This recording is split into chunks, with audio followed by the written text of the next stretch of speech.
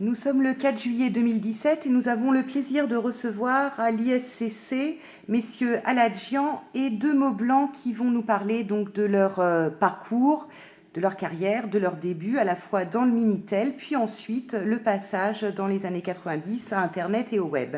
Messieurs, bonjour. Bonjour. On est très heureux de revenir avec vous sur des parcours qui ont été des parcours à la fois innovants, d'entrepreneurs qui ont, aussi bien dans le cas du Minitel que dans celui du web et de l'Internet, marqué vraiment les années 80-90 et au-delà, puisque évidemment vos carrières sont encore en cours. Alors la première question qu'on va vous poser, c'est tout simplement de revenir à vos débuts et en particulier à vos premiers contacts. Alors, au choix, et peut-être en éclairant les deux, avec à la fois l'informatique et le Minitel. Je ne sais pas qui de vous deux souhaite commencer. Vas-y. Alors, monsieur Aladjian. Par ordre alphabétique, alors ça dépend comment on le prend. H, c'est avant M. Tu prends pas le Bon, j'y vais. Alors, monsieur Henri Demoblanc, on vous laisse commencer. Moi, mon premier contact avec l'informatique a été dans mon premier job. En fait, pendant mes études,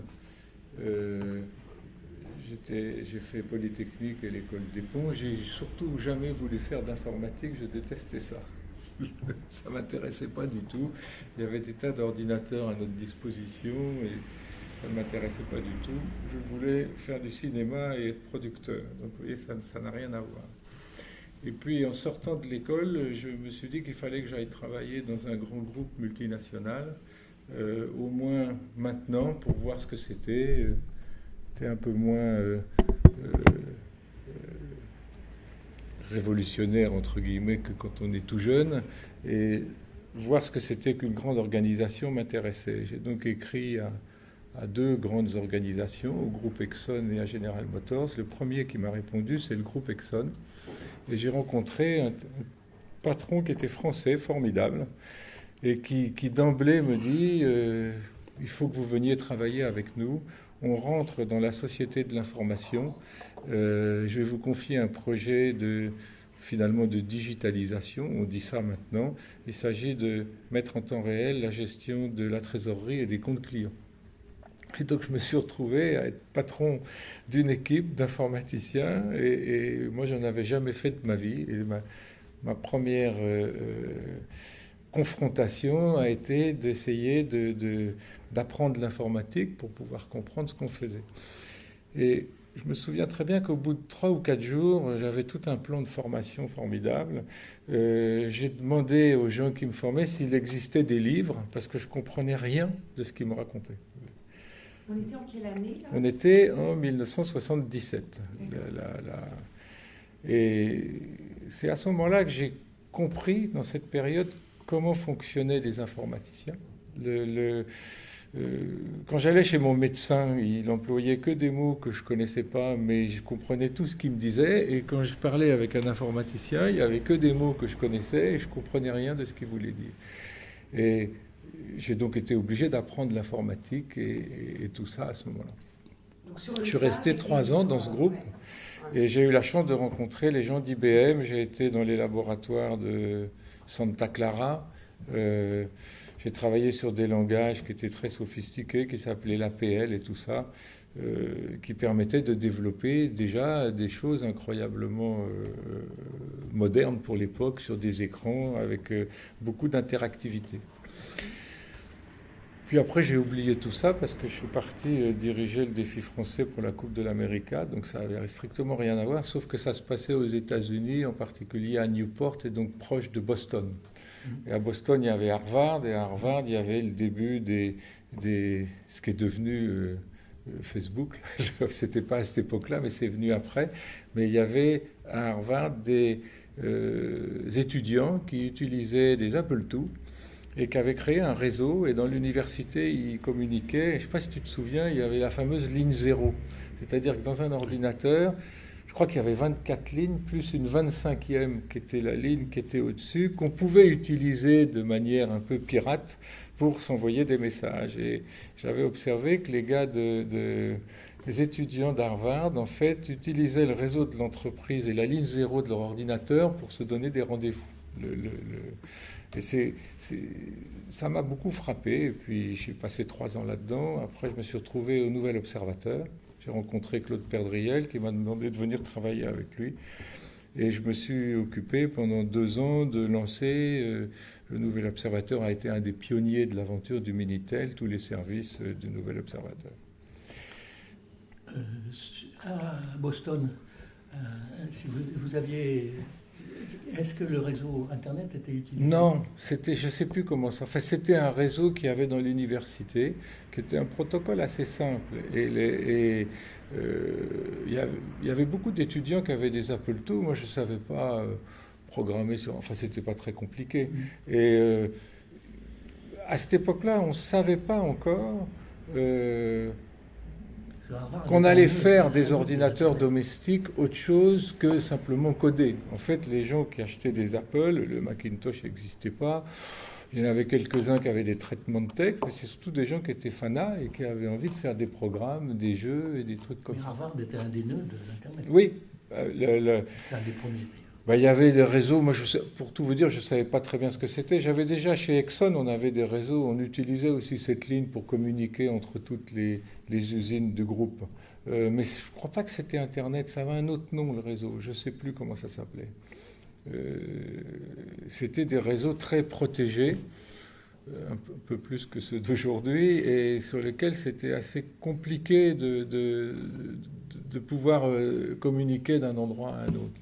Mais moi, ce qui m'avait frappé, je ne suis pas du tout ingénieur et ça ne m'intéresse pas en fait, ce qui m'avait frappé, c'est l'usage de l'interactivité. Il y a 2 choses qui sont très passionnantes, c'est que les gens qui développent ou qui font des services, il y a une espèce de plaisir extraordinaire à le faire, surtout quand on cherche, qu'on ne trouve pas et que finalement on trouve. Donc on pouvait travailler pendant des heures jusqu'à ce qu'on ait trouvé. Il n'y a pas beaucoup de métiers où on peut travailler pendant des heures jusqu'à ce qu'on ait trouvé et avec beaucoup de satisfaction. Et c'est ce qu'on a vu après quand vous voyez aujourd'hui les gens qui font des jeux vidéo, qui ont un talent extraordinaire, les graphistes et tout ça, ils sont capables de passer des journées entières pour que le mouvement de la queue d'un petit animal soit un petit peu plus joli que ce qu'ils ont fait. Donc ça, j'avais été très frappé par le côté créatif en fait du développement et du codage.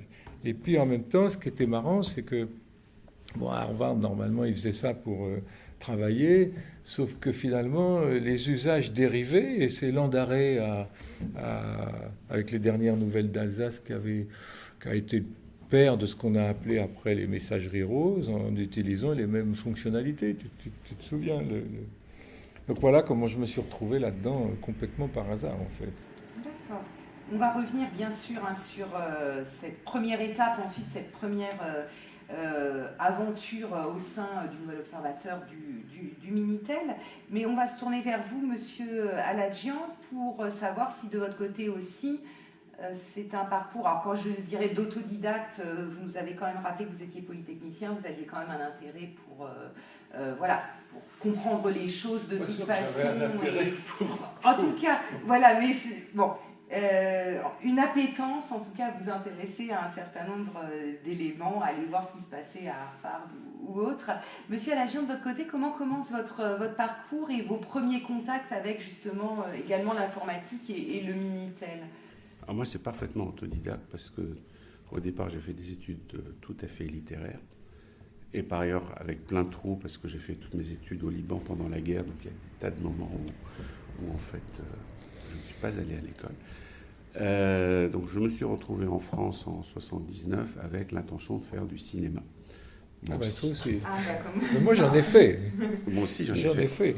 Oui, vous avez joué dans un film de Robert Bresson. Oui, dans un film de Gala, j'ai eu un ours d'or à Berlin. Voilà. C'est quand même pas mal. Oui. C'est le film d'ailleurs. Je ne Je savais pas que tu voulais faire ça. On va peut-être produire maintenant. Alors, du coup, je me suis naturellement inscrit pour faire des études de cinéma. Et au bout d'1 an, j'ai trouvé ça nul. En fait, ce que je trouvais ça nul... Les études, ouais. C'est d'avoir... j'avais quel âge? J'avais 21, 22 ans. de se retrouver dans un environnement dans lequel on vous dit, toi, jeune padawan, tu vas gravir tous les échelons du mérite dans un domaine qui est balisé depuis des années, que tu vas apprendre ton Eisenstein, tu vas apprendre ton Godard, etc., toute la grammaire du cinéma et de tout ce qui a été fait. Et au milieu de tout ça, tu vas peut-être faire ton trou, et que vers 40 ans, peut-être tu feras ton film après avoir été deuxième assistant, troisième assistant, etc. Et je trouvais ça intolérable de considérer que j'avais tout ce chemin à faire et que tout avait été fait et que ce n'est qu'à la marche que dans un truc super balisé, je pouvais faire mon truc. Donc, ça m'a déprimé, j'ai laissé tomber les études de cinéma, pas l'envie d'en faire, mais en tout cas les études.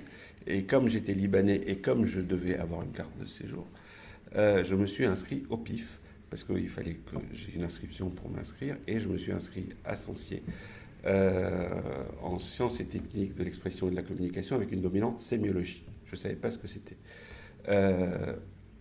Et là, c'était la révélation. Moi, mon grand truc dans la vie, c'est la sémiologie. Et à peu près à ce moment-là, j'ai découvert l'informatique par un ami et j'ai acheté mon premier Apple IIe. Ça devait être 80. Ouais, ça, ouais. Donc j'écrivais des petits programmes en basique. Il y avait cette jouissance dont tu parlais d'enchaîner des trucs et à la fin d'appuyer sur les boutons et ça marche. Ouais, il y a un plaisir d'autosatisfaction immédiate. Enfin, il y a très peu de choses dans lesquelles on réalise quelque chose et on a ce feedback immédiat de la satisfaction et voire de micro-satisfaction par petits bouts qui s'enchaînent les unes aux autres.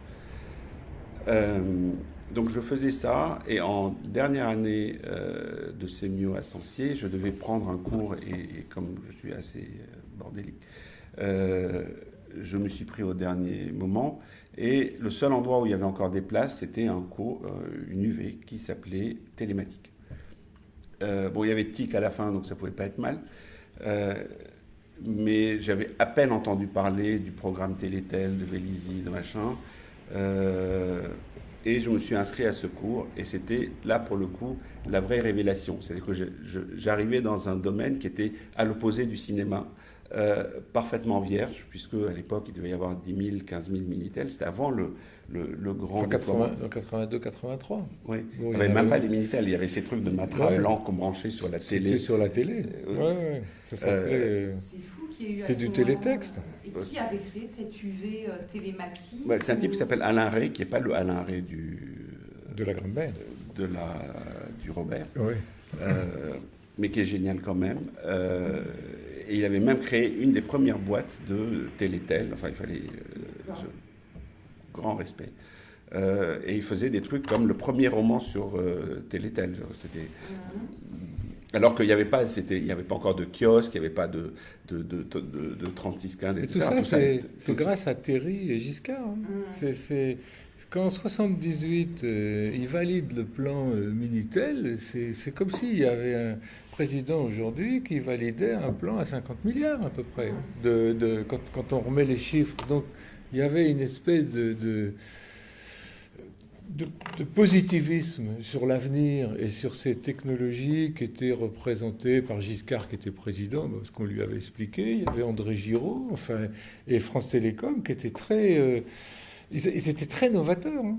Et en position de monopole. Et donc à l'université... France Télécom s'appelait la DGT. Oui, mais l'idée de non-monopole n'existait nulle part non plus. Je veux dire, aux États-Unis, c'était des monopoles aussi. Les télécoms étaient un monde fermé, quasi militaire. C'était d'autant plus un monopole que ça s'appelait... C'était même pas une entité, c'était la direction générale des télécoms. Donc c'était juste... C'est d'autant plus étonnant, d'ailleurs, qu'à l'intérieur de ça, d'un truc aussi administratif, il y a eu une volonté de promouvoir un système qui allait s'ouvrir chez Madame Dupont. L'idée, c'était d'apprendre... c'était que le monde allait s'informatiser, qu'on rentrait dans la société de l'information, Ça, c'était Roland Barthes et Yankelevitch qui nous expliquaient ça au Collège de France. Moi, je me souviens très bien. On ne savait pas très bien ce que ça voulait dire. Aujourd'hui, on le sait.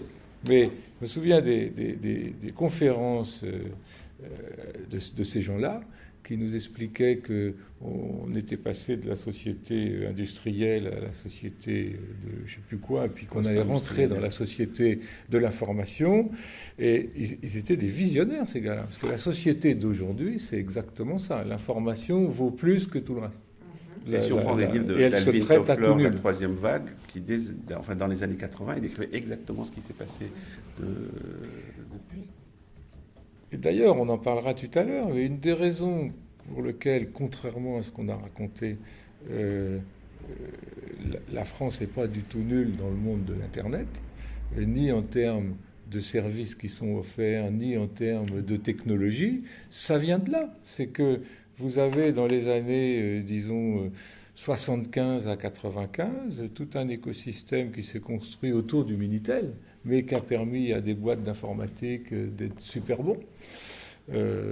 Et pour une fois, à des Français à faire du marketing et à s'occuper du client, c'est-à-dire à s'occuper de faire des services qui soient compréhensibles par des non-informaticiens. Avant qu'on revienne à cette découverte, j'ai fait une toute petite digression dont vous m'excuserez, parce que c'est très intéressant ce que vous dites, et votre parcours à tous les deux l'illustre, hein, cette transition assez, a priori, vous allez en train de nous la décrire, naturelle, hein, ensuite vers le monde de l'Internet et du web depuis la télématique. On a quand même beaucoup parlé d'un retard français dans l'Internet, dans le Minitel, etc. Pas dans le Minitel, dans l'Internet et le web, en accusant le Minitel. Et finalement, est-ce que ce n'était pas moins les usagers que justement les fournisseurs de services qui avaient un modèle économique stable avec le Minitel et qui ont été un peu réticents à passer au web en ayant appris... Si, vous avez complètement raison là-dessus. C'est que le système kiosque a été un moyen formidable pour financer le développement de services interactifs, permettant à des fournisseurs de services et des éditeurs de gagner un peu leur vie. Il faut se souvenir que moi je me souviens, mon premier centre serveur en 1986, pour avoir 1000 personnes simultanément, on avait 2 IBM 3090, 25 Compten devant pour gérer les entrées-sorties, c'est-à-dire ça valait à peu près 70 millions de francs. Je sais pas si... Très vite, ça a baissé, tu te souviens, parce que 3-4 ans après, avec Unix et tout ça, on faisait pour beaucoup moins cher, mais c'était très, très, très, très cher.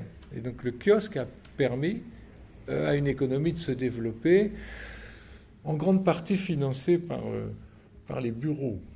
Parce que finalement, les services Minitel marchaient très bien pendant les heures de bureau.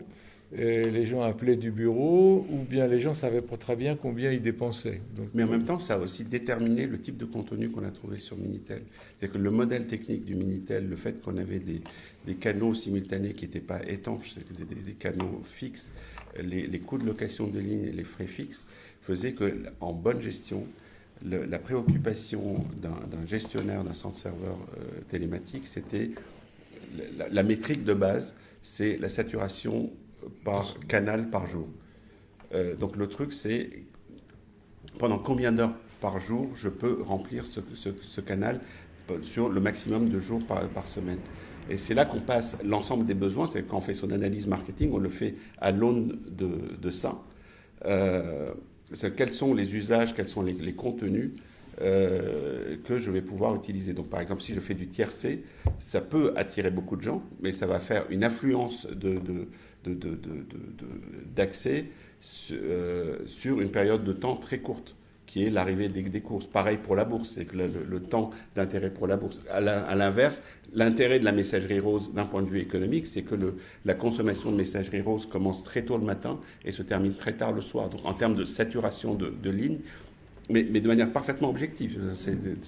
La messagerie rose est celle qui remplit une plage d'occupation de ligne la plus longue dans la journée. Voire les messageries gays occupent une période de temps beaucoup plus longue dans la journée. Donc c'est c'est ces contraintes techniques, c'est qu'on aurait eu plus de flexibilité pour allouer des lignes à des contenus de manière dynamique, on aurait eu moins de messagerie rose. La messagerie rose a permis de financer la plupart des services Minitel, en fait, là, qui coûtaient assez cher. Alors, on les a appelés roses au départ, d'ailleurs, les premières messageries que j'ai faites pour le Nouvel Observateur. Une messagerie, c'est comme une boîte de nuit. Hein. Une boîte de nuit, ça va de celle où vont vos enfants pendant l'été. C'est un lieu de rencontre, à celles qui sont à Pigalle, où on vous force à boire du champagne. Donc malheureusement, il y a eu des mouvements un peu violents d'associations du genre de Sens commun, par exemple, tout ça, qui se plaignaient. C'était toujours Madame Boutin, d'ailleurs, c'était toujours là, en disant c'est dangereux pour nos enfants. Mais quand on ramène ça à la réalité, c'était pas grand-chose. Ça a surtout permis à une quantité astronomique de gens de se familiariser avec le clavier et avec l'idée je me connecte, je vais chercher quelque chose. Et le Minitel a été pour ça un outil très global, en fait. Il n'était pas réservé, comme l'a été l'Internet au début, aux gens qui avaient les moyens de se payer un ordinateur. Il a été diffusé à 6 ou 7 millions d'exemplaires en tout. Donc dans beaucoup de foyers. Et les services les plus utilisés, d'ailleurs, c'était le 3615 SNCF, en fait, qui permettait quand même de réserver son billet. Mais au début, il y avait eu un sondage de la DGT sur les usages du Minitel, et quand on demandait aux gens est-ce que vous achèteriez par Minitel, est-ce que vous réserveriez votre train par Minitel, est-ce que vous consulteriez votre compte en banque par Minitel, les gens répondaient oui, évidemment, c'est génial, etc. Mais le Minitel était gratuit, mais il fallait aller le chercher au truc. Et les gens n'allaient pas le chercher, parce qu'en fait, c'était des usages qui étaient certes excitants, enfin, ou moderne, etc. Mais par rapport à la façon de faire avant, c'est que je réservais déjà des places de train 2 ou 3 fois par an. Donc, le fait de le faire de manière plus commode à partir d'un Minitel n'offrait pas un incrément considérable par rapport à ma façon de faire, par rapport à mes habitudes. Aller à ma banque, en fait, etc., consulter mon compte en direct, n'était pas une motivation suffisante pour faire l'effort d'aller jusqu'à la boutique France Télécom pour aller chercher le truc. Ce que les messageries roses ont un peu apporté, y compris avec leurs affiches criardes à travers le truc, c'est de dire, voilà maintenant un truc que tu peux faire, que tu ne pouvais pas faire avant et autrement. Donc ça a eu une espèce de poussée de motivation, c'est la partie propédeutique du Minitel Rose, c'est que voilà un usage que je ne pouvais pas faire avant. C'était pas la même chose en mieux, c'était autre chose qui était désirable. Donc ça permettait de franchir le cap, de faire entrer le Minitel dans la maison. Au début, ça se traduisait par une surconsommation parce que c'est extrêmement addictif, et des premières factures de 2000 francs de téléphone, etc. Pour des gens qui avaient habituellement une facture de téléphone autour de 40 francs. Mais le pli était pris. C'est que la première réaction, c'était on range le Minitel au placard pendant 1 ou 2 mois. Après, on le ressort. Et après, on devient un consommateur averti. Déjà, on sait se servir de l'outil. On a démystifié l'outil. Donc, on peut aussi bien, puisqu'il est là, l'utiliser pour la SNCF, etc. Mais c'est la même tactique que ce qui s'est passé pour les premières caméras, les premiers Polaroid, les premiers magnétoscopes, etc. Il y a cet effet déclencheur, entraînant de tout ce qui est rose ou prétendu tel.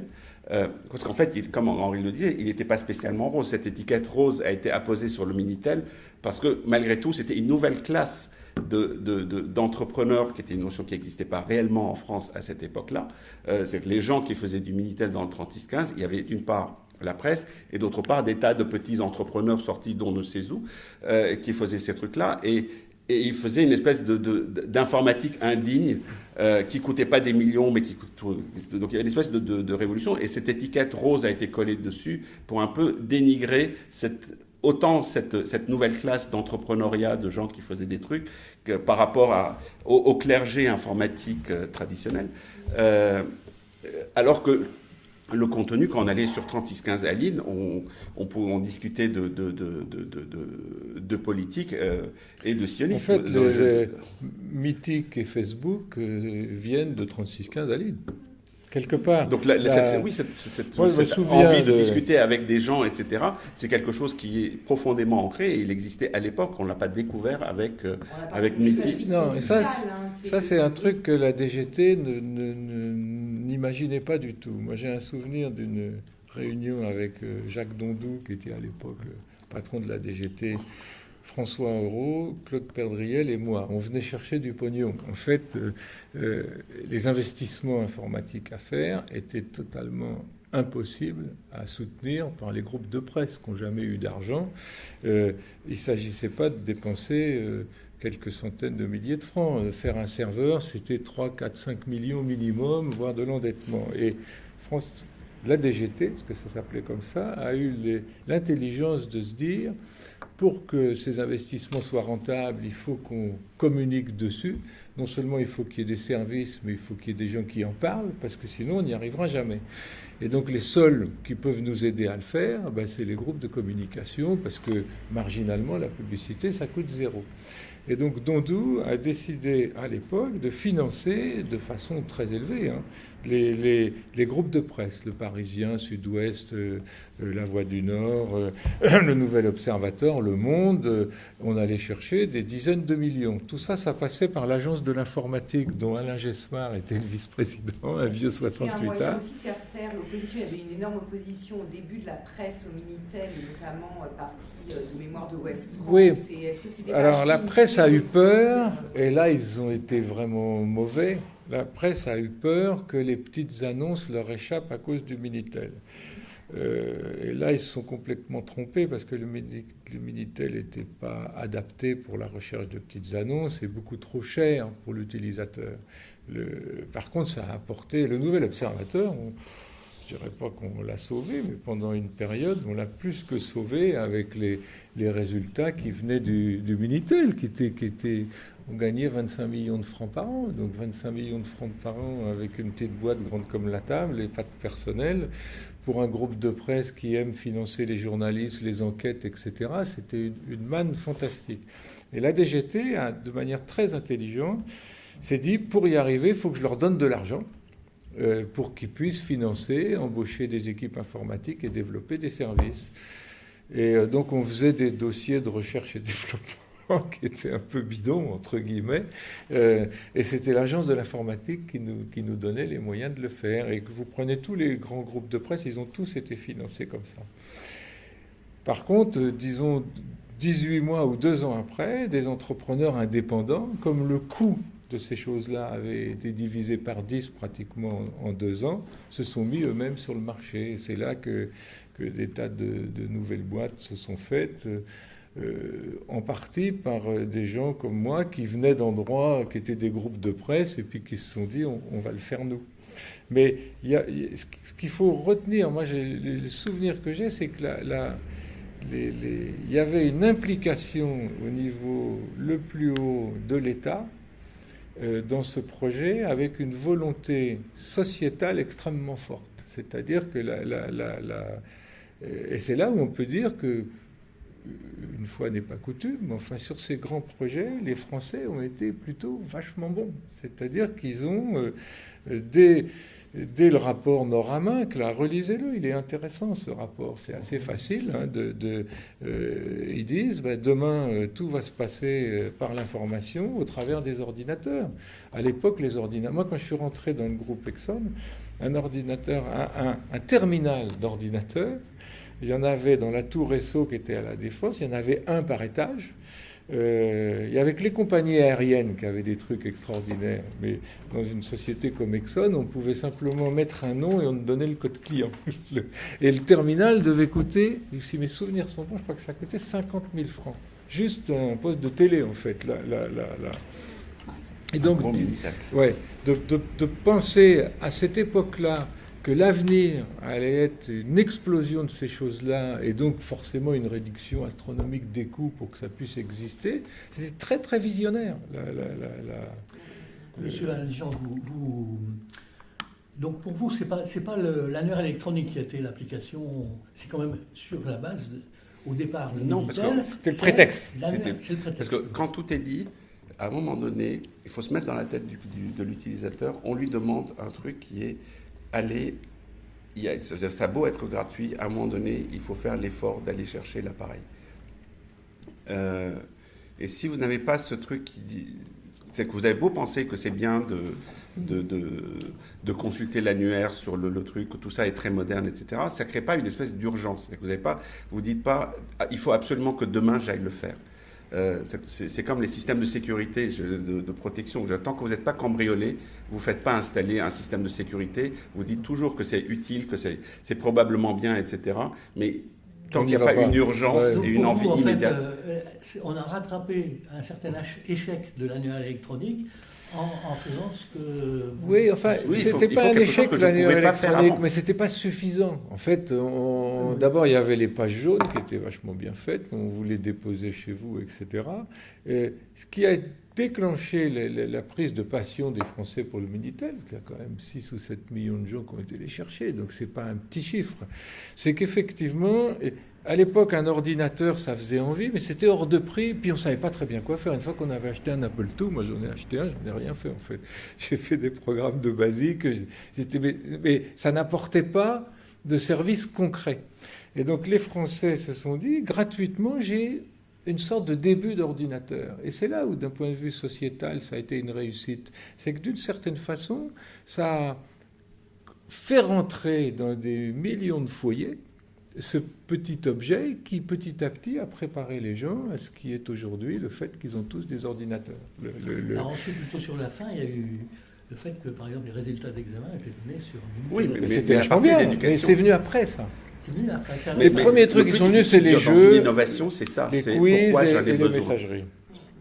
Et donc, tant qu'on me dit achète, il y a souvent un débat, c'est qu'on a l'impression que le consommateur est raisonnable et il achète des trucs utiles. En fait, les services utiles, c'est les derniers trucs motivants que les gens utilisent. C'est ce qui me fait plaisir et ce qui... Je me dis, je vais faire cet effort, je vais rentrer chez moi et ce soir, je m'éclate. Ça, c'est un truc fort. Donc, le jeu... Et les rencontres, ça c'était des promesses fortes pour passer ce cap d'aller chercher le truc, apprendre à se servir de ce quelque chose. Et la plupart des gens disaient, mais c'est un ordinateur. Enfin, on faisait pas trop la différence entre un Minitel et un ordinateur. Ça avait l'air d'un ordinateur, il y avait un écran, un clavier, donc c'est un ordinateur. Donc passer tout ça juste pour s'éviter de chercher dans les pages de l'annuaire, c'était la marche était trop grande. Il y avait le service téléphonique de l'annuaire qui marchait très bien déjà à cette époque. Et puis on ne s'en servait pas tous les jours. Une recherche dans l'annuaire, on en fait 5 par an, on réserve 3 fois un train dans l'année et on reçoit les relevés bancaires à la fin du mois de son truc. Toute ma vie est organisée autour de trucs qui sont peut-être pas extraordinaires, mais avec lesquels j'ai fait pendant des années. Pourquoi voulez-vous que je fasse ce pas pour un incrément de commodité qui est certes petit ouais. D'accord, mais techniquement, le Minitel est devenu assez vite complètement dépassé. Non, en particulier pas si vite l'affichage par caractère qui obligeait à faire des applications extraordinairement compliquées pour faire des beaux affichages. C'est pas vrai, c'est pas venu si vite que ça. Les premiers services Minitel kiosque, c'est en gros au début 84. En 94, l'Internet, ça n'existait pas de façon formelle. Et je me souviens d'ailleurs, je ne sais pas si tu te souviens, il y avait eu un petit dessin dans Le Monde en 96 ou en 97, donc c'est longtemps après, où on voyait deux bonshommes. Il y en avait un qui était devant un Minitel, qui tapait comme ça, et il y en avait un autre qui était devant un ordinateur sur Internet. Et celui qui avait le Minitel disait à l'autre, depuis que je connais Internet, je trouve que le Minitel, ça va vachement vite. Donc, c'est en 97-98 que ça a basculé. Mais jusque, disons, de 84 à 95-96, donc pendant 12 ans, le Minitel est l'instrument opérationnel le plus pratique pour aller chercher de l'information, que ce soit de l'information boursière, des petites annonces, les messageries bien entendu, les jeux, et puis tous les autres services qui se sont développés. Et on l'a vu d'ailleurs dans les smartphones, c'est-à-dire cette espèce ça revient au Minitel. À revenir à quelque chose qui est le moins d'information, l'information précise, très cadrée, et un espèce de dépouillement. Ce que France Télécom, puisqu'entre-temps c'est devenu France Télécom, n'a pas su bien faire, c'est la transition. Par contre, ils ont remarquablement su faire l'Internet. Moi, à l'époque, j'étais président de l'Axel, donc j'ai beaucoup discuté de ça avec Roulet d'abord et ensuite avec Michel Bon. Mais on est les inventeurs de la DSL. La DSL, on a inventé ça dans les années 80. On passait déjà des films en expérimentation sur la DSL en 1982 ou 83. Et on s'est battu avec France Télécom, tu te souviens, pour forfaitiser l'accès à l'Internet. Au début, l'accès à l'Internet, c'était non seulement lent, mais c'était cher puisqu'on passait sur le réseau commuté. Le pays du monde aujourd'hui où l'Internet est le moins cher, c'est le nôtre, mais de très loin. Moi, j'ai une maison au Canada. Au Canada, un triple prêt, c'est $130 par mois. Ici, on est à 29 € pour un quadruple play, hein, avec le mobile, tout ça, on est limité. Donc, quand on dit la France n'a pas su faire la transition vers l'Internet à cause du Minitel, on raconte n'importe quoi. On est le pays du monde où l'Internet est le moins cher, où l'accès d'ailleurs à toutes les communications est le moins cher. On est en Europe, je pense, le seul pays où Amazon et compagnie dominent pas tout. Parce que si vous allez en Allemagne ou en Angleterre, bonjour les dégâts pour les locaux. Alors que vous regardez en France qu'il y a quand même beaucoup de boîtes Internet, que ce soit des startups qui ont été faites par des gens comme nous ou des gros qui se sont transformés. Et Amazon est gros, mais c'est pas le seul. eBay est gros, sauf que le Bon Coin, c'est beaucoup plus gros. Donc on est plutôt, quand on regarde avec le recul, un pays en Europe qui, d'un point de vue des services, est plutôt bien placé, et d'un point de vue de la techno, on n'est pas si mauvais que ça. C'est pas parce qu'on n'est ni Apple, ni Facebook, ni Google qu'on n'a pas quand même un certain nombre de choses qui ont été bien faites. Et objectivement, une grande partie de ces choses qu'on a viennent indirectement de l'expérience Minitel. Et c'est ça qui est, d'un point de vue historique, c'est très intéressant de regarder. Pour revenir sur l'avance en ADSL, il y a un autre truc que l'Internet a apporté et qui est extrêmement important, et en particulier les messageries roses, c'est qu'on a gagné beaucoup d'argent. Enfin, oui, donc on a pu investir. Et donc, dans un environnement français où le capital risque n'existait pas, enfin, n'existait pas en France qu'à partir de 1999, donc ça a permis à un certain nombre d'entrepreneurs, Xavier Niel étant le plus emblématique de nous tous, oui, bien sûr. Xavier Niel, c'est le Minitel rose. C'est, encore plus que nous. À une échelle, un service rose sur 4, c'était Xavier Niel. Tous les prénoms féminins, c'était Xavier Niel. Presque à Paraline, donc. Mais c'est-à-dire que Xavier, il y en avait deux. On était trois, en fait, assez gros. Nous, on est monté jusqu'à 300 ou 400 000 heures par mois avec des services de messagerie. Et il y avait Louis Ronsin. Louis Ronsin était protestant. Donc les protestants, ils exploitent la parabole des talents au mieux. Les catholiques, moi je suis d'origine culturelle catholique, et toi libanais, un peu aussi. Orthodoxe. Oui, mais c'est pareil. On avait plus de réticence à faire des affiches extrêmement dénudées. Tandis que Xavier, je ne sais pas comment il est, mais il n'avait pas d'état d'âme, et Louis non plus. Et donc, ils ont développé ces messageries beaucoup plus fortement que nous. Donc Xavier plus que tout le monde. Oui, plus que tout le monde. Le rappelage, etc. Mais en plus, c'était un pirate. Il piratait tout le monde. Il n'arrêtait pas de pirater tout le monde. Mais c'est vrai que cet argent qu'on a gagné, soutenu par, finalement, le président Mitterrand. Je ne sais pas si vous vous souvenez, en 83, où les choses allaient quand même assez mal dans l'économie française, Mitterrand a fait une émission de télévision avec Yves Mourouzi pour parler de l'entreprise. Tu te souviens de ça? Et c'était très frappant parce que moi, j'ai un souvenir d'enfant et d'adolescent où l'entreprise, c'était le patron et c'était mauvais. On n'entendait que ça. Et là, Mitterrand a fait quelque chose d'incroyable avec Mourouzi, c'est qu'il a glorifié les entrepreneurs. Et depuis cette date-là, dans notre pays, entrepreneur, c'est plus une tare. Et non seulement c'est plus une tare, mais ce mot est devenu un mot mondial, un des rares mots français dans le monde d'aujourd'hui qui, dans le monde entier, on parle d'entrepreneur. C'est-à-dire qu'aux États-Unis, le mot c'est entrepreneur. En Europe, le mot c'est entrepreneur. Et donc, il n'y avait pas de fonds d'investissement à l'époque. Et ils ont fait une loi, je ne sais pas si tu te souviens, où les nouvelles sociétés ne payeraient pas d'impôts pendant 3 ans et paieraient que 50% d'impôts pendant les 2 ans qui suivaient. Et en faisant ça, les députés socialistes pensaient qu'il n'y aurait aucune nouvelle société qui gagnerait beaucoup d'argent et que ça ne serait pas grave. Sauf que nous, on est tombé dedans pile à ce moment-là. Et moi, j'ai gagné 100 millions de francs en 5 ans. Vous vous rendez compte ce que c'est? C'est 100 millions de francs d'il y a 20 ans, ça doit bien faire Plus que 20 ans. 40 ou 50 millions d'euros. Enfin, ça fait énormément d'argent. Donc notre société a gagné ça. Et si on ne voulait pas payer d'impôts, il ne fallait pas distribuer. Donc évidemment, de toute façon, les entrepreneurs, ça ne distribue pas, ça a plein d'autres projets. Et Louis, c'est pareil, toi, c'est pareil, et Niel, c'est pareil. Et tout cet argent, effectivement, alors qu'à l'époque, il n'y avait pas du tout, nous, on ne pouvait pas aller voir des gars qui nous filaient du pognon sur un bout de papier, comme c'est le cas aujourd'hui. Tout cet argent a été réinvesti dans différentes affaires, notamment dans l'Internet.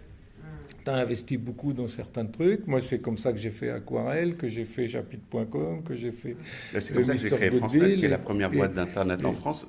Si en 94, j'étais allé voir, même s'il y avait T'aurais pas trouvé un sou. Je serais allé voir, oui, il y a ce truc, c'est l'Internet, c'est les universités américaines, mais bon, d'accord, les gens n'ont pas d'ordinateur chez eux, d'accord, ils n'ont pas de modem, d'accord, il n'y a pas de contenu intéressant, etc.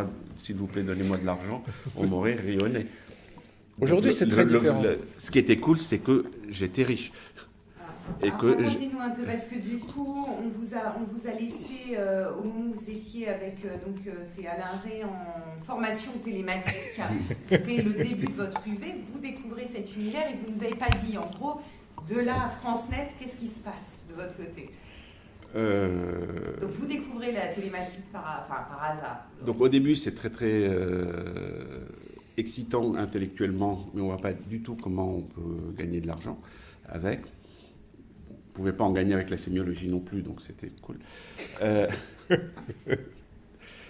Parce que bon, les trucs qui existaient, c'était des choses expérimentales ou ce roman interactif qui était passionnant d'ailleurs. C'est en 83 ça en fait. Ouais, c'est ça, il n'y avait rien. Mais une vraie réflexion sur comment on crée du récit sur des écrans avec 24 lignes de 60 caractères, ou je ne sais plus combien, avec des doubles hauteurs, double largeur, toute la grammaire limitée du Minitel. Donc ça, c'était passionnant. Et donc après, et c'était avant le kiosque.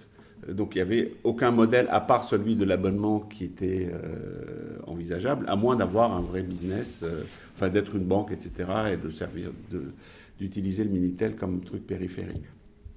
Donc à l'époque, j'avais réfléchi à qu'est-ce qui peut être suffisamment addictif, quand on n'était ni une banque, ni la SNCF, et c'est là que l'idée de faire se rencontrer des gens était venue, en particulier dans la communauté gay. J'étais allé voir Guépier à l'époque en disant on ne peut pas monter un service, parce que je me disais que là pour le coup c'était plus facile, c'était plus circonscrit, qu'il y avait un support papier et que peut-être on pourrait vendre des abonnements là-dessus. Bon, ils ont à cette époque-là pas marché dans la combi. Il n'y avait pas le kiosque encore. Il n'y avait pas le kiosque encore. Sans le kiosque, on ne pouvait rien faire. Après, ils y sont allés avec... Après, ils y sont allés à fond, oui. Marché, oui. Bon, entre-temps, j'ai rencontré Guy Sidbon, qui était un transfuge du Nouvel Obs. Oui, c'est lui qui faisait lettres de femmes. Voilà. Ils les écrivaient toutes. Non, c'est pas vrai. Comment? C'est pas vrai, c'était vrai. Oui. Et donc avec qui j'ai commencé à travailler, et là on a commencé à créer des serveurs et des messageries roses.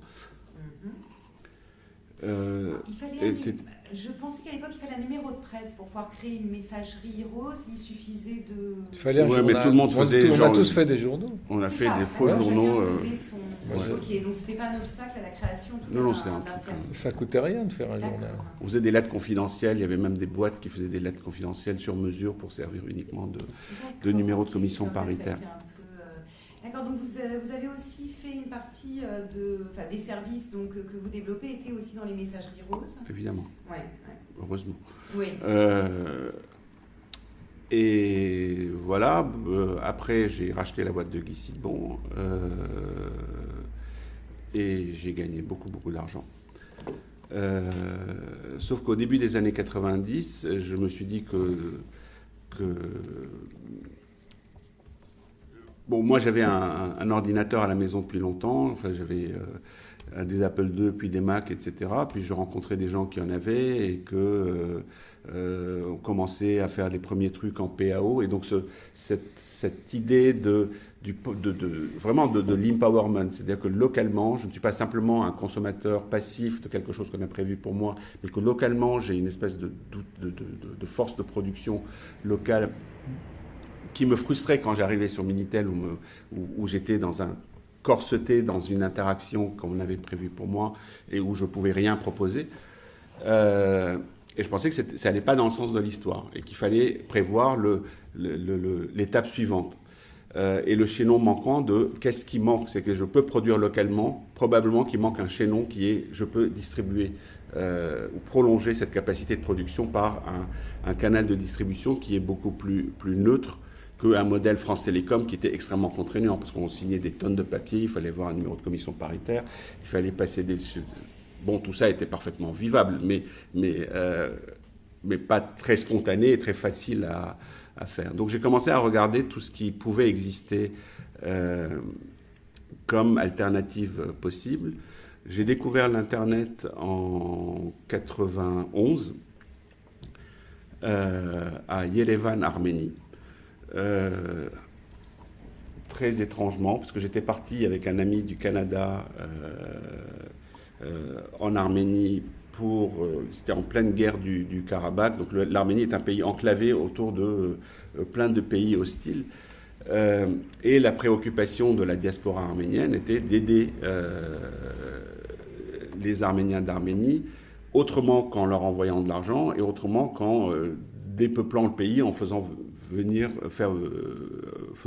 des gens. Donc comment peut-on employer des gens localement en étant sûr qu'ils restent sur place? Et sachant qu'il y a de très bonnes écoles de mathématiques et de polytechnique à Yerevan, l'idée de la communauté arménienne canadienne, c'était on peut employer ces mathématiciens pour travailler pour des grandes entreprises canadiennes en l'occurrence, l'Auto-Québec d'ailleurs, et qu'il y a ce canal qui s'appelle l'Internet, à travers lequel on pourrait peut-être communiquer. Donc je me suis retrouvé tout à fait par hasard à ce dîner avec mon ami et un chercheur local. Et eux, l'idée, c'était, est-ce que vous avez une liaison? Et il y avait une liaison qui partait de Yerevan à Moscou, et de Moscou, je ne sais comment, vers le Canada. Et c'était fascinant. C'était que ce truc, d'un seul coup, je découvrais qu'il y avait ce machin-là. Bon, ça n'a jamais marché.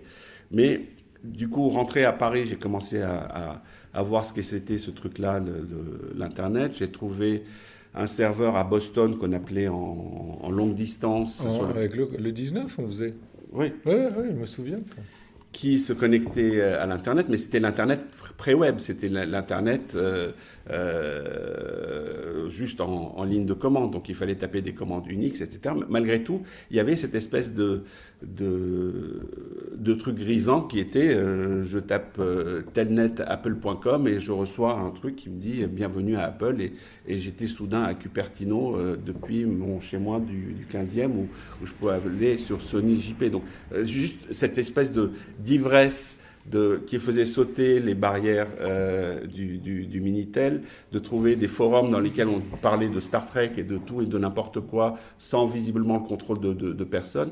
Et il y avait là un modèle complètement décloisonné, ouvert par rapport à celui du Minitel, que j'avais l'impression de pouvoir faire ce que je voulais à partir de chez moi, donc cet effet d'empowerment possible, à ceci près qu'il fallait taper des commandes Unix, et que par rapport au user-friendliness du Minitel, qui en faisait un produit réellement grand public, qu'on pouvait évangéliser, etc., il était peu concevable de donner des cours d'Unix pour les masses pour qu'ils puissent... C'était Il n'y avait pas Netscape, affreux. en fait. Il n'y avait rien du tout. Voilà, il n'y avait pas de navigateur à l'époque. Et donc l'année suivante, pour terminer... Excusez-moi, mais quand vous évoquiez Uni, c'était Usenet, vous alliez sur les newsgroups ou vous alliez sur d'autres... À l'époque, on était obligé d'avoir un certain nombre de commandes qui marchaient. Il y avait Telnet pour se connecter en ligne de commande sur des trucs, FTP pour pouvoir télécharger des logiciels, des trucs, IRC pour faire du dialogue.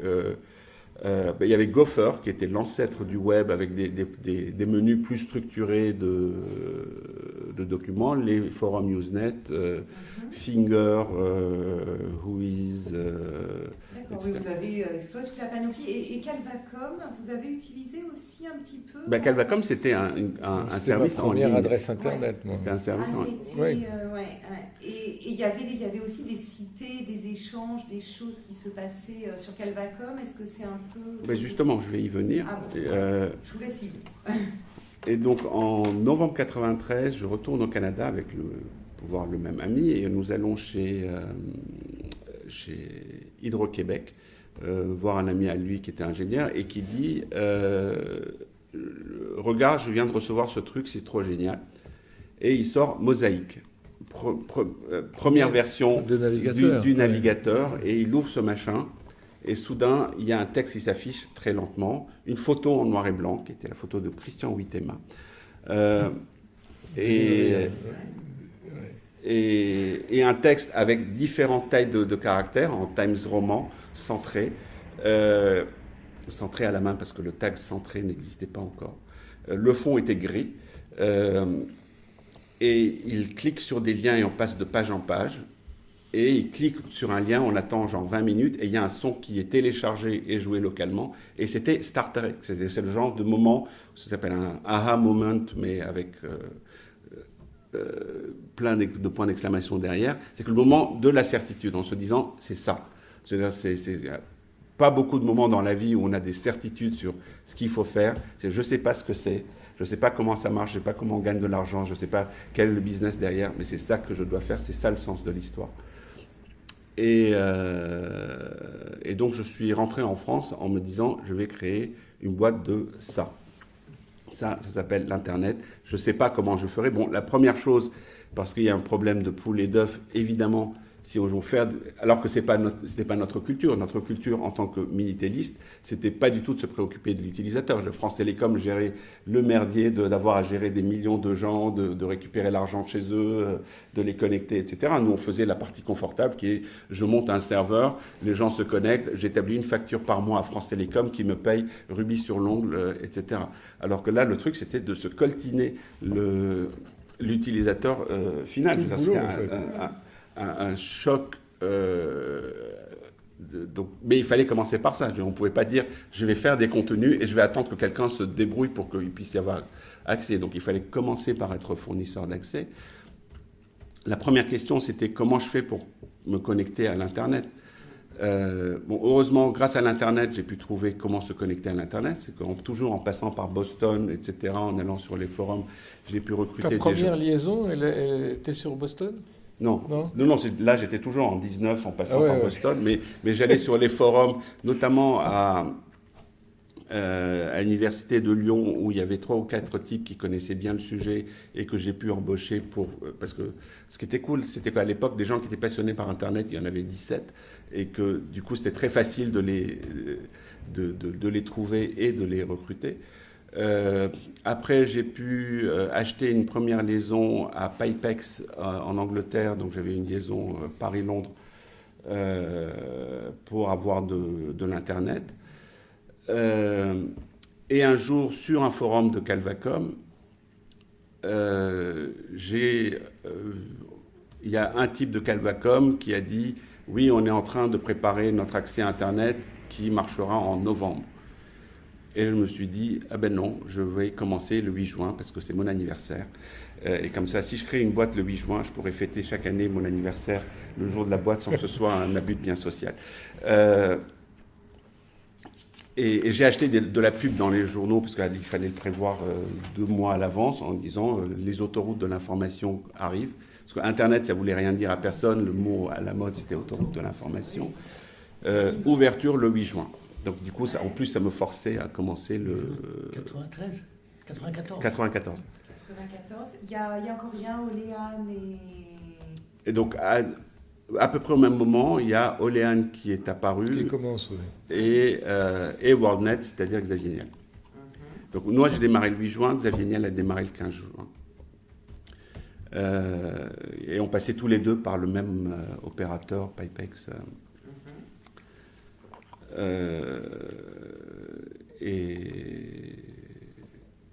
Et voilà, et c'est ce sentiment grisant d'être le premier homme sur la Lune, en fait.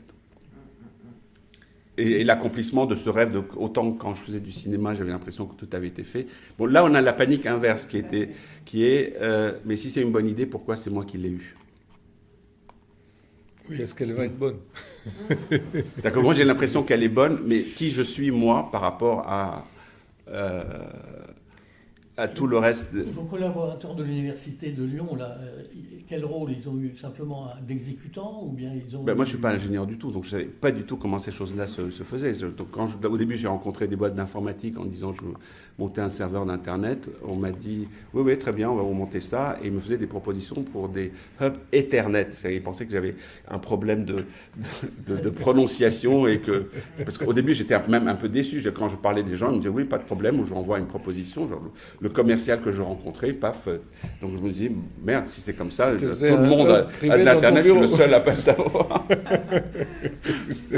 Est-ce que vous pensez qu'ils font partie des créateurs de l'Internet en France, ces gens-là, ces gens de l'Université de Lyon? Ah, évidemment. Et c'est qui? Il y a eu Christophe Wolfugel qui a construit l'ensemble de l'architecture chez moi. Il y a Hervé Schauer qui a participé. Après, Christophe Wolfugel a travaillé avec Myriam Marzouki dans, comment elle s'appelait leur association? Il y a eu l'association des utilisateurs d'Internet, et après il y a eu l'IRIS et d'autres associations. Voilà, il a participé à ça. Parce qu'il n'est pas resté longtemps. Ensuite, j'ai recruté Jean-François Pacini qui s'occupait de l'Internet au CERN, qui est français mais qui était au CERN à Genève. Ouais. Et qui a été mon premier directeur technique chez FranceNet. Donc ils apportaient des idées techniques. Ils apportaient des idées techniques que j'étais totalement incapable d'avoir. Et donc on avait une cave dans le 15e où il y avait d'un côté des serveurs Audiotel et Télétel sur lesquels il y avait du rose. Près du boulevard, là, je me souviens très bien. Ouais. Ouais. Et derrière, des racks de modem, parce qu'il n'y avait pas de trucs, c'était encore très très artisanal, donc il y avait un modem par voie, il n'y avait pas d'éléments d'infrastructure pour construire ces trucs-là, donc on avait des modems US Robotics, et il y en avait un par accès simultané, et ça chauffait énormément, rien que les fils, il y avait 3 fils qui sortaient de chaque modem, c'était des trucs assez affreux. On va revenir évidemment sur tous ces aspects, mais passer quelques instants avant de faire une petite pause aussi, parce qu'on va couper par moments, de façon à aussi vous laisser reprendre votre respiration dans ce long parcours. Mais Henri de Maublanc, de votre côté, cette découverte d'Internet. Nous, on avait investi à l'étranger. On avait investi au Canada, et on avait une boîte à New York. Au Canada, on avait investi parce qu'à un moment, les Canadiens, Bell Canada, avaient pensé copier le Minitel. C'était pas du vidéotexte, mais c'était la même chose, un truc qui s'appelait Alex. Voilà. Et moi, j'avais rencontré le président de Bell Canada grâce à Dondou, qui lui avait dit, pour les services, vous devriez rencontrer Monsieur de Maublanc. À l'époque, nos serveurs, quand vous faisiez 3615 quelque chose, en 90, il y en avait à peu près 20% qui arrivaient chez nous. Enfin, c'est nous qui faisions la presse régionale, l'IB, France 2, France 3. Donc on avait pas mal d'expérience de ces services. Et on s'était installé au Canada et on s'était installé aussi à New York. Aux États-Unis, c'était complètement différent. Moi, j'ai dû avoir une première adresse Internet avec Fourtanier, tu vois. On a perdu beaucoup de l'argent qu'on avait gagné, d'ailleurs, à New York. Et on avait pas mal travaillé avec IBM. IBM avait à l'époque un projet, c'est là où on voit qu'Internet n'était pas du tout encore précis à ce moment-là, qui s'appelait Prodigy, qui était une sorte de Télétel fermé. C'était des réseaux fermés, c'était pas le réseau Internet, mais c'était sur des ordinateurs, donc on avait de l'image, on avait la même chose que ce qu'on a sur Internet, sauf que c'était fait par IBM. Et donc on était là, et puis un jour, il y a un gars qui est venu au bureau et qui avait une adresse Internet et qui nous a montré les mêmes choses que toi, il communiquait avec d'autres gens. Donc on a commencé à se dire que le Minitel allait disparaître et que tout ça, ça allait se passer sur Internet. Par contre, moi, je suis encore moins ingénieur que toi, même si apparemment j'ai fait des études d'ingénieur. Et donc, l'idée d'investir dans des infrastructures, ça me semblait compliqué. J'avais pas du tout envie de faire ça. Donc, j'ai plutôt vendu petit à petit tous mes services Minitel. Fin 1994, j'avais vendu tout ça à Atos, en fait. Et j'ai investi dans d'autres métiers. Donc, j'ai investi dans la distribution de fleurs. J'ai créé Aquarelle et Au nom de la rose. Ensuite, j'ai créé des agences médias. Aujourd'hui, on est la première agence média dans le domaine de ce qui s'appelle l'outdoor. C'est-à-dire qu'on est le plus gros client de Jean-Claude Decaux, de Claire Chanel en France. Quand vous voyez une affiche dans la rue, il y en a pratiquement 1 sur 2, c'est au travers de nos clients. Ayant 2 très gros clients qui sont d'un côté tout le groupe WPP et de l'autre côté tout le groupe Omnicom. Et ce qui est très intéressant, je vous parle de ça, c'est qu'aujourd'hui, la publicité est éclatée en un nombre de supports considérable. Des chaînes de télé, il y en a 70. Des journaux, on ne sait même plus où ils sont. Et sur Internet, à part Google et Facebook qui ramassent tout, les autres possibilités sont extrêmement immenses. Et l'outdoor reste finalement le seul média de masse assez simple, sauf qu'il est extrêmement cher. Par contre, avec les smartphones, l'outdoor devient interconnectable avec ce que vous avez dans la poche. Et donc on développe maintenant des agences numériques qui sont capables, avec le traitement des datas et le traitement de la géolocalisation, de proposer des sortes de mix de campagne où pratiquement quand vous êtes devant une affiche, je sais quelle affiche c'est, puis je vais vous envoyer un message sur votre smartphone. Donc on s'est développé dans plein d'autres métiers. Et puis dès 1997, on a mis Aquarelle sur Internet.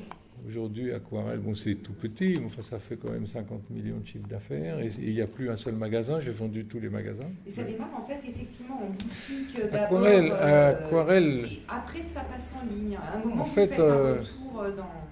Non, on a créé Aquarelle en 88, fin 87-88, parce que on avait gagné, comme toi, des tonnes d'argent dans le Minitel, et je ne savais pas où le mettre. C'est-à-dire que je pense qu'à l'époque, ce qu'on appelait l'informatique traditionnelle était déjà occupé. Il y avait des boîtes comme Capgemini, comme Atos, comme tout ça, qui avaient des grands comptes et des clients, et je ne me sentais pas, avec notre savoir-faire Minitel, dans un marché suffisamment important, ce qui est tout à fait différent avec Internet aujourd'hui, pour pouvoir aller proposer des services Minitel à des grands comptes. Donc je me suis dit, il n'y a pas d'avenir pour nous en France dans ce métier aujourd'hui, parce que le Minitel restait quand même relativement petit.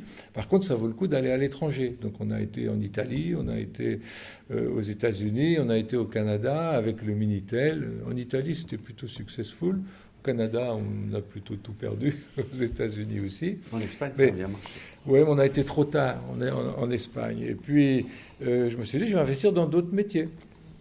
Ça veut dire quoi, juste aller en Italie ou en Espagne? En Italie, il y a eu un programme comme Télétel. C'est-à-dire que le Télécom Italia, je ne sais pas si ça s'appelait comme ça à cette époque-là. Ça avait un autre nom, je ne sais plus. Enfin, la DGT italienne a décidé de lancer un programme. Celui-là, il était plus facile qu'au Canada parce que c'était les mêmes logiciels que Télétel.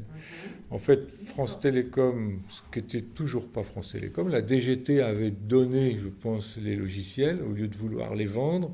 Et donc, les Italiens avaient développé un système. Donc, évidemment, on avait un peu d'avance. Des services, Oui. Nous, on avait Ah des bah, les mêmes serveurs qu'en et France. de centres serveurs. Les Ça mêmes. permettait Ah oui. de répliquer ce qu'on avait en France. Des jeux, des messageries, des services pour le train, pour la banque. On avait développé exactement la Tout même avait chose. adapté plus ou moins. Est-ce que c'était interconnecté, les deux Télétel? Non. Moi, ce qui m'a semblé magique avec l'Internet, ça dès 91, 92, c'est qu'on pouvait passer d'une machine à l'autre instantanément. On avait un peu inventé ça, tu te souviens, avec le reroutage. On avait fait développer par les ingénieurs de la DGT, je pense que le reroutage s'est arrivé en 89-90. Avant 89-90, quand vous étiez dans un service Minitel qui était dans une machine, c'était pas possible d'aller dans une autre machine sans couper. Et puis la DGT a mis en place un truc qui s'appelait le reroutage, qui est une sorte de lien finalement. On pouvait passer d'une machine IBM à une machine Unix de manière complètement transparente. On cliquait à un endroit et on changeait de machine. Ça changeait complètement les capacités de développement. Et quand on découvre Internet, où on passe d'une machine à l'autre, et une machine qui est à Pékin, une autre qui est... C'est magique. C'est-à-dire que l'architecture physique n'a plus d'importance une fois qu'on est sur le réseau Internet. Disons qu'à un moment, pardon, vous vouliez poser une Non, question. est-ce que dans vos démarches, le souvenir de Cyclades a eu quelque chose? Est-ce que vous vous souvenez de ça? Si, j'ai souvenir de ce nom. Mais je me souviens plus très bien ce que c'était. Mais j'ai souvenir de ce nom. D'accord. Mais il y avait à partir des années, disons, 96, à partir de 96, le foisonnement Internet devient immense. Toi, tu es un des pionniers avec Xavier, FranceNet et Free qui démarrent, mais au début, il n'y a personne d'autre. Et puis, tout d'un coup, France Télécom, il va vraiment. Michel Bon met beaucoup d'argent. Si, et puis il y a Lagardère qui le fait, et tout le monde arrive. Olean. Mais je me permettais parce que Olean avait démarré un peu avant. J'ai retrouvé d'ailleurs le nom de Christophe Wolfugel qui aurait apparemment aussi contribué au lancement d'Olean avant. C'était un très petit monde, c'était les mêmes partout. Oui, c'était les mêmes partout, c'est ça. Il y avait 15 personnes effectivement capables, et c'était du B2B, donc c'était pas encore... Oui, à l'époque, on parlait avec Jean-Michel Planche, il disait l'Internet Planche, pour le grand public, j'y crois pas du tout, ça va faire une mode, etc. Puis ça va disparaître, les vrais clients, c'est Renault et Saint-Gobain. D'accord, ok, moi ça me resitue. Et c'est là où France Télécom, parce que c'était devenu France Télécom, j'avais invité Michel Bon à une AG de l'Axel, je ne sais pas si tu te souviens, et avant, j'avais vu longuement pour un peu négocier ce qu'on allait faire. Et c'est là qu'a été décidée la forfaitisation de la DSL, c'est-à-dire un abonnement. Dame Lamian, parce que tu parlais des Arméniens d'abord, je vais le voir, et je lui dis, Jean-Jacques, tu peux faire un abonnement Internet à l'époque, c'était 200 francs par mois qu'on voulait. On a vu avec le Minitel que quand il y a un tarif kiosque, tout s'écroule parce que c'est beaucoup trop cher. Donc si vous voulez que ça marche, il faut un tarif forfaitaire pour que les gens n'aient pas l'angoisse d'être connectés en disant ça me coûte de l'argent. Et il me dit c'est complètement impossible. Je lui dis écoute, moi je peux te dire que c'est possible parce que j'ai vu ça aux États-Unis.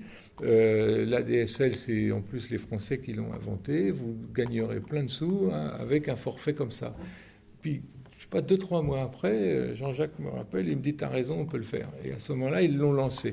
Et ce qui a vraiment lancé l'Internet d'un point de vue des usages du public, c'est l'idée qu'on n'était plus dépendant du temps. C'est-à-dire qu'on se connecte quand on veut, et puis ça coûte le même prix dans le mois. Et c'est ça qui a construit l'écosystème, qui a permis notamment à tous les gens qui étaient fournisseurs de services du Minitel avant, à se dire, on va sur Internet et on développe de services.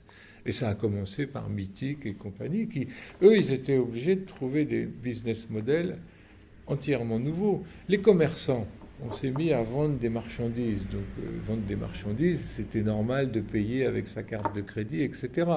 Par contre, quand vous achetez un bien, quand on achetait à la SNCF sur le 3615 son billet, on payait. c'était pas le kiosque qui payait le billet. Donc, d'acheter un bien ou un service en utilisant sa carte de crédit, c'était déjà présent sur le Minitel et dans la tête des gens, c'était normal. Par contre, tous les services, que ce soit les jeux, les messageries, l'information boursière, etc., on n'avait pas de système de paiement, c'était la facture. Donc les gens qui ont développé la bourse, Boursorama, Mythique et compagnie, ils ont été obligés de chercher des modèles d'affaires qui n'ont pas été si simples que ça. Au moment où on s'est dit c'est la publicité, puis comment on va faire payer. Donc ça a pris un peu de temps. Surtout que dès qu'on donne des trucs gratuitement aux gens, c'est très compliqué de leur faire payer après. Hein. C'est pas... Et est-ce que vous avez, vous, aussi été aidé par des ingénieurs créatifs que vous, ou pas particulièrement, vous êtes adressé à des... Après, moi, j'ai embauché des ingénieurs. En fait, depuis, j'ai fait pas mal de start-up, notamment dans des modèles de logiciels SaaS. Et donc ça, il faut des ingénieurs pour faire ça. Mais ça, c'est l'écosystème Internet. Le fait qu'on puisse vendre... J'ai une de mes boîtes qui s'appelle Sendinblue, je ne sais pas si tu connais, qui est un MailChimp, qui va faire plus de 15 millions de chiffres d'affaires cette année, même peut-être 20, avec des gens qui achètent du logiciel avec leur carte de crédit dans le monde entier. Ça, c'est un écosystème Internet qui permet de faire ça. C'est que grâce au moteur et au système, quand vous vendez des trucs que les gens cherchent, tu peux te faire connaître assez facilement dans le monde entier. Et puis les systèmes de paiement, cartes de crédit, etc., sont quand même relativement fiables. Et donc vous développez une économie de façon incroyable. Mais sinon, j'avais des ingénieurs quand j'avais les serveurs Minitel. Très vite, c'était quand même assez facile. Enfin, c'était pas très compliqué. Moi, je sais à peu près faire travailler des informaticiens. Donc c'est pas facile. J'ai appris ça quand j'étais chez Exxon, justement, où je me suis retrouvé à diriger 20 mecs qui en savaient beaucoup plus que moi. Les informaticiens, je pense que c'est un peu comme les créatifs dans la publicité ou dans les jeux vidéo. Les bons informaticiens, c'est des grands créatifs, extrêmement sensibles, il faut les aimer. Et c'est compliqué, il faut les laisser libres de travailler quand ils veulent, parce que sinon on n'aura pas une bonne productivité. Le succès des startups aujourd'hui dans différents domaines, c'est qu'il y a des mecs qui codent de façon géniale et qui sont des ingénieurs très talentueux, qui sont associés avec des financiers ou des managers qui les comprennent et qui du coup, ça fait des associations formidables. Mais je pense qu'il faut surtout leur vendre des projets qui font rêver. J'ai surtout recruté des gens qui ont demandé à travailler chez moi, enfin qui avaient le choix, on travaillait à la Société Générale et dans le petit KGB que je venais créer. Que ce soit sur FranceNet ou toutes les boîtes consécutives. On est de toute façon en concurrence avec toutes sortes d'endroits et de plus en plus. Et donc le projet, l'unicité du projet, etc., il y a au départ une adhésion à l'idée et ce sentiment qu'on est en train de changer le monde et qu'ils participent à ça. Donc ils apportent certainement des idées, mais la grande idée, la vision, il faut avoir ça. C'est pas l'informaticien qui l'a. Et donc si on est une boîte à MeToo, elle peut peut-être réussir par des astuces de marketing, etc., à faire son trou dans un truc encombré. Par contre, on a aussi du mal à recruter parce que on aura aussi des ingénieurs MeToo. Alors que quand j'ai créé, je sais pas, la dernière en date Sense, tous les gens qui travaillent chez Sense sont des candidats spontanés en disant j'aime beaucoup ce que vous faites et je viens pour ça. Et dans l'entretien d'embauche, on sent qu'ils ont analysé le truc, ils connaissent le produit et on n'est pas là à leur vendre le projet. Le truc le plus difficile à trouver, c'est l'enthousiasme. Sinon, on a des mercenaires et le mercenaire ira au plus offrant. 6 mois après, la BNP va le débaucher à cause de son CE et d'un salaire probablement beaucoup plus élevé que ce que nous pouvons offrir. Donc, de vendre des histoires. On est d'abord, avant tout, des constructeurs d'histoires. Bon, à l'époque, FranceNet, c'était typique, mais c'était facile aussi, parce que... C'était magique. Il n'y avait personne qui faisait de l'Internet. C'était the place to be. Ils avaient des salaires décents, mais ce n'étaient pas les meilleurs salaires. Mais c'est ça qu'ils voulaient faire. Et après, ça a toujours été ça. Et même à l'intérieur de la boîte, l'innovation doit être permanente, non seulement vis-à-vis de ses clients, mais aussi parce que c'est une stimulation interne. Avant qu'on marque une courte pause, donc ça va être très publicité, mais j'ai 2 toutes petites questions et après on va revenir en détail sur tout ça. La première, c'est que vous décrivez un univers visiblement assez masculin. Enfin, alors, les informaticiens, ça peut être les informaticiens et les informaticiennes, mais savoir si c'était vraiment un monde plutôt... Et a priori, la réponse est oui, mais vous pourrez me dire plutôt d'hommes qui entreprennent dans la période Minitel comme ensuite dans celle des débuts du web et de ses services. Et la deuxième, c'est revenir... parce que j'ai un doute vraiment personnel sur le paiement en ligne sur Minitel. Savoir comment on pouvait payer en ligne sur Minitel, puisque je n'ai pas le souvenir qu'on pouvait à l'époque... Comme sur Internet.